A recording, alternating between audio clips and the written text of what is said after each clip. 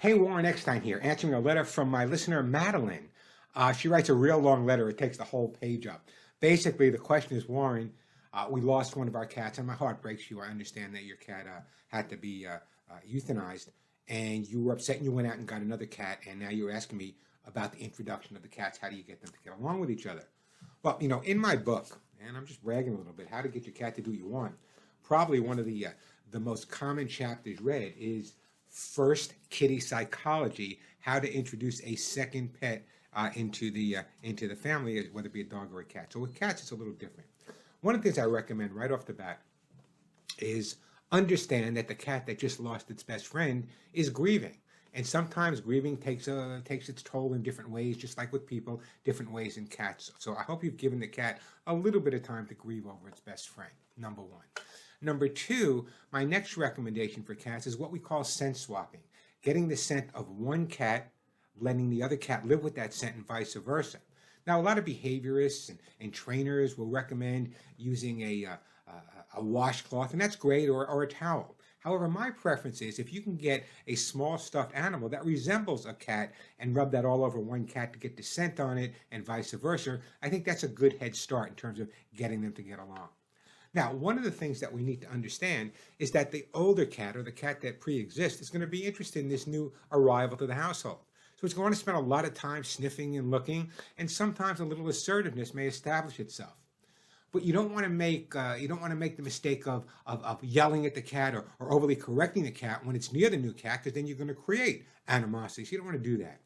So after a couple of days of scent swapping, my next recommendation is to make sure that your home is so fascinating, so interesting, that will distract the older cat from the newer cat, at least for short periods of time. So here's where those cardboard boxes, those paper bags, the organic catnip, all of that stuff comes into play.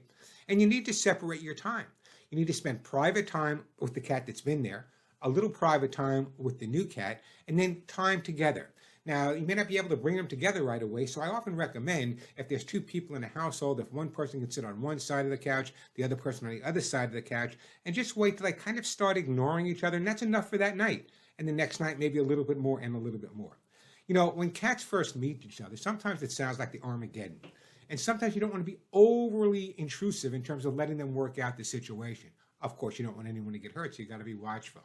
But the best way, just like with any living things, the best way to make sure they get along is to really work on making the existing cat think that the best thing that ever happened was, in fact, the arrival of the new cat. Some of the things you may want to try is feeding the cat that you normally feed out of one dish. Feed each cat out of two dishes. Put down 4 dishes temporarily so there's no assertiveness over food. I know even though the cat got along with the other cat, doesn't mean they're going to be that bonded right off the bat. But give them some opportunity to get along with each other. Follow my advice one at a time with attention, the other at a time with attention, and together time. That scent swapping makes a big difference. Distraction therapy makes a big difference by changing the items. You might want to go out and say, well, we've got a scratching post, and we have this $50 toy over here and this other one over here. That's great, but they're the same every single day. By getting cardboard boxes and paper bags, you're stimulating the older cat's mind, because every day new things are moving in. And remember, I always say that cats are nomadic. They love changes in their environment. However,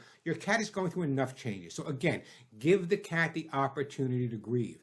And this may sound a little eccentric, and heaven forbid I would ever sound eccentric. But having gone through the saying goodbye to literally dozens and dozens and dozens and dozens of animals in my lifetime, one of the things to remember, and this again is going to sound a little crazy, is sit down and have a conversation with the cat that was there when the other cat passed across the bridge. Have a conversation, talk about your feelings. Talk about how you know how the cat is feeling. I know, again, it sounds crazy, but sometimes that conversation goes to, and let me tell you something. Our cats understand a lot more about us than we know. It may not always be words, but it's our emotions. Your sadness goes from one end of the little box to the other. So make sure you follow my advice. And I promise you, if you're consistent, you might love me one day and hate me one day, but if you follow the advice, I've done this for a lot of weeks, if you follow my advice on this, you will come home one day, and your 2 guys, I promise, will be sleeping whisker to whisker. And don't miss the pet show if you have more questions.